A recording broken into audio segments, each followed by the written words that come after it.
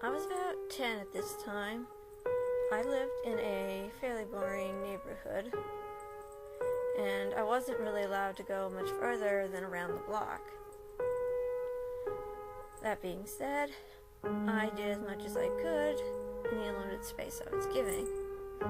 That is until one day, I was walking around the block, just minding my own business, when there was a car that pulled up behind me. It was kind of a sandy color, and I didn't really pay much attention. As I was walking, I heard a rather loud, "Get her!" And instantly I panicked. I took off running, crossing the remaining distance from the sidewalk to my backyard, up through the yard, around to the front porch, and into the house, where I told my Mom, someone just tried to kidnap me. Of course, she started asking me questions right away, wanting to know what the people looked like, what color the car was, and stuff like that.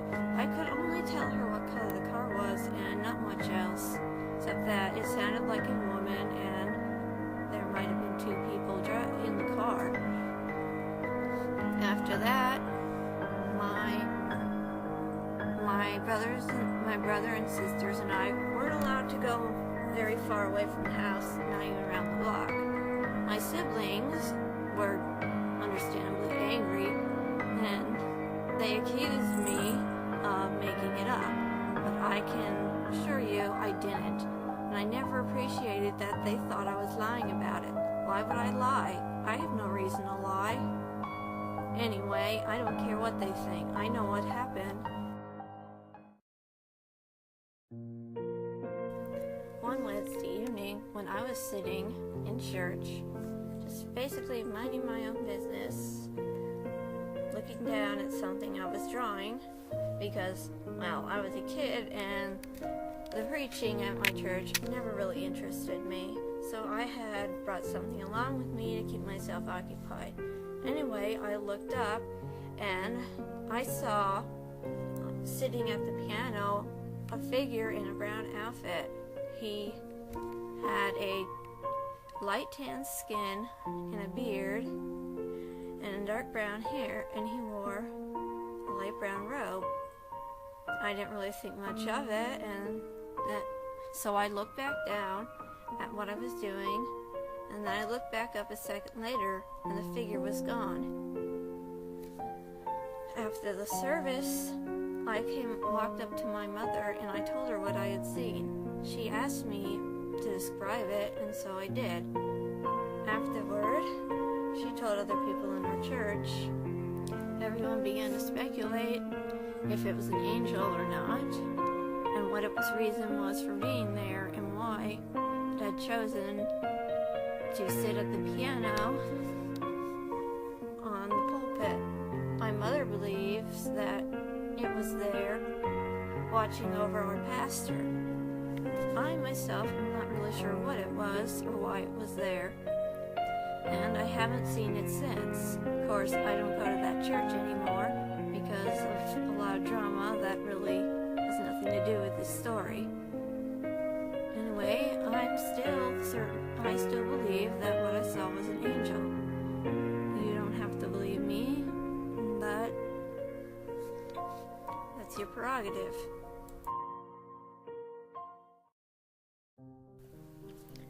This happened on a basically normal Sunday afternoon. I was either 11 or 12 at the time, and I was just enjoying a nice Sunday afternoon after church. I was in my room and minding my own business and just playing Barbies until I grew bored.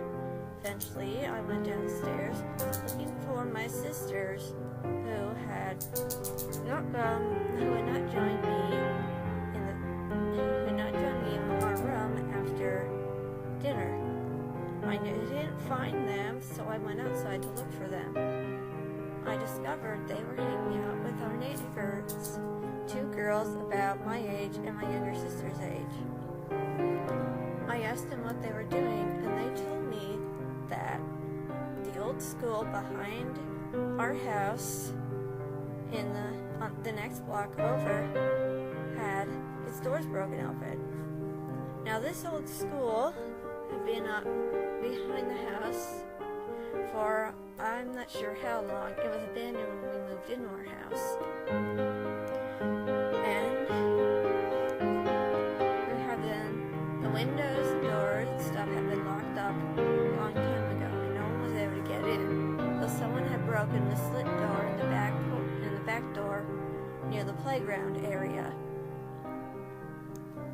Other than that, there was no other way to get in, but I guess some rowdy teenagers or something managed to break the piece of wood that was blocking the front door, and keeping everybody out.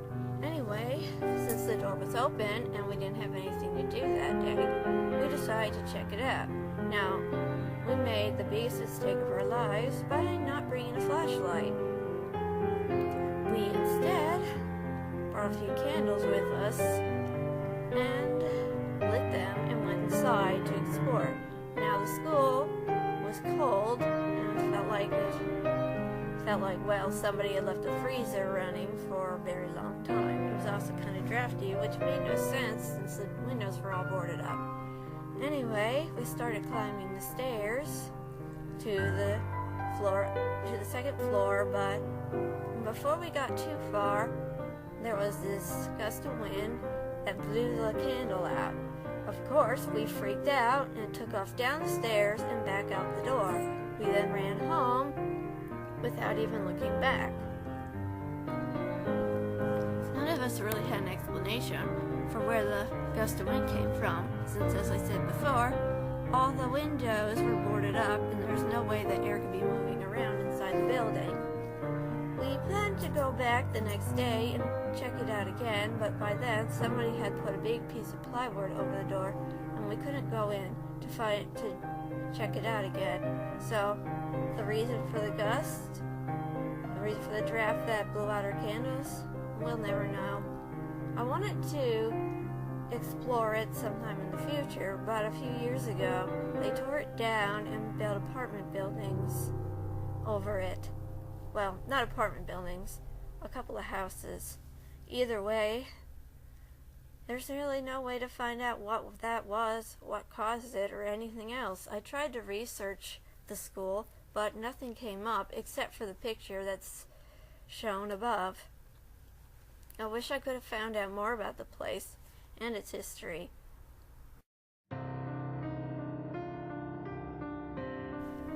This happened to my mother when she was a kid and still lived at home.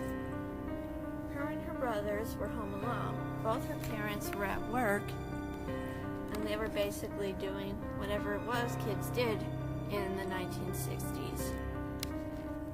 So they were busy, just goofing around, when suddenly they heard a knocking on the door. They didn't know who it was, so they went to the window and peeked out to see if they could recognize who had come by the door. It was a man in a trench coat, but they couldn't see his face, and they didn't recognize him either. So they didn't open the door. Not too long after he started knocking, he stopped knocking and grabbed the doorknob, trying to get inside. Luckily, the door was locked, but the kids, freaking out, my mother and my uncles, they called the police. But by the time the police arrived, the person was gone, and they didn't catch him. Later on, her parents came home, and they told my grandparents what had happened. Well, obviously, they weren't very happy about that either. But there was really nothing they could do about it by that time. Either way, they never found out who it was, and whoever it was never caught.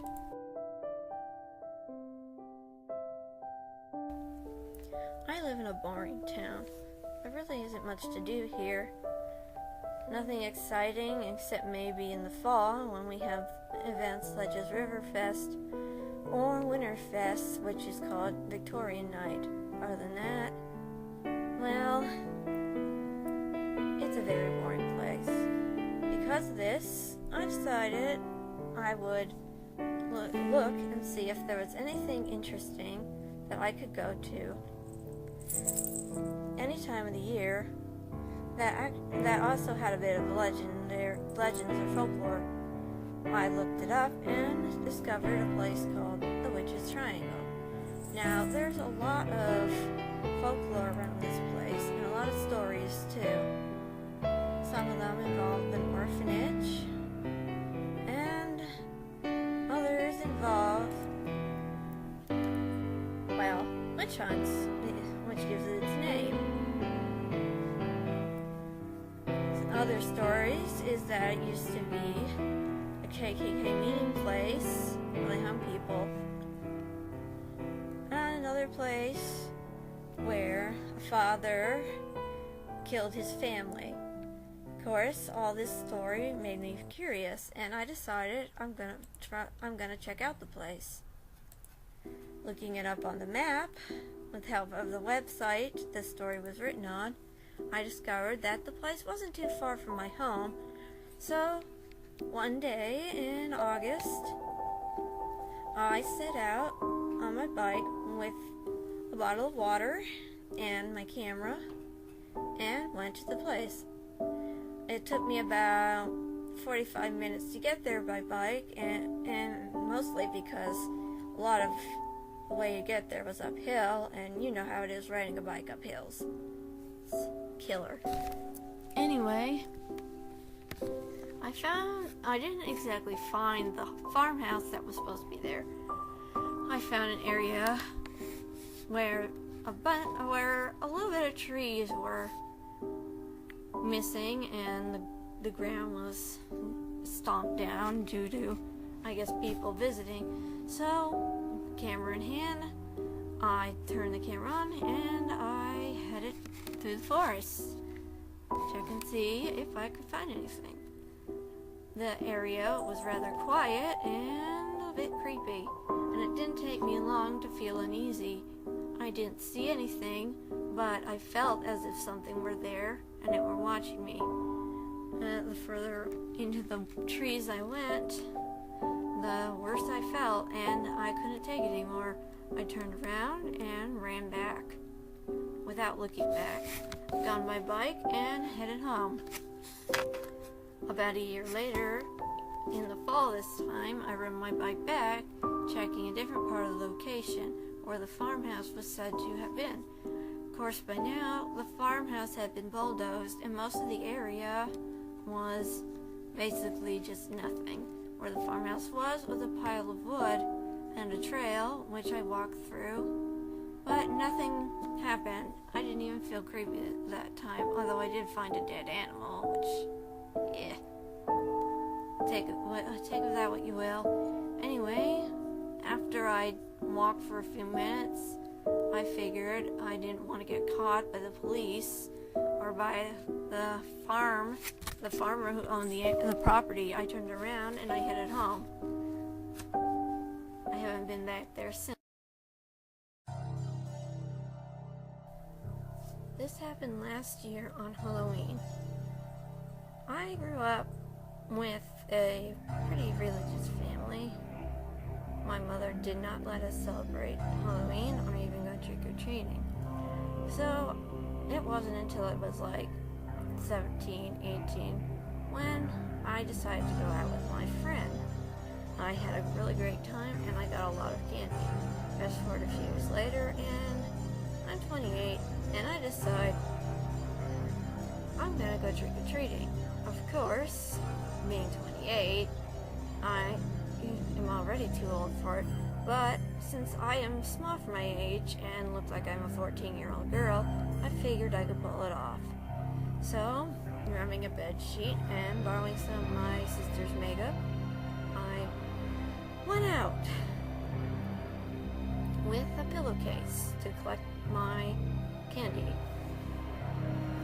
The night was basically uneventful. I would stop at house to house without an incident, and of course they did think I was a little kid, or at least a 14-year-old kid, and I got a pretty good amount of candy. Satisfied with having hoodwinked my neighbors, I started heading home. Crossing the street about 2 blocks from my house, I headed down a patch of road that split one of the blocks right in half, And as I did, I glanced over my shoulder and noticed that a dark figure was following me. Thinking that maybe it was just another trick-or-treater, I started walking down the alley, not paying much mind. But then I began to notice that whoever it was still following me.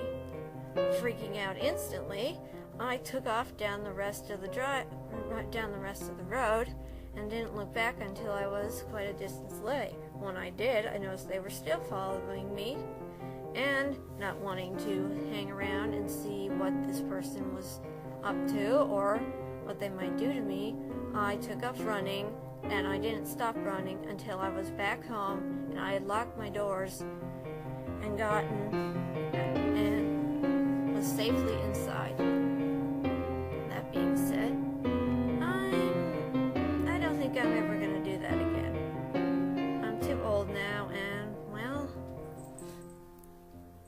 I can always buy candy at the store.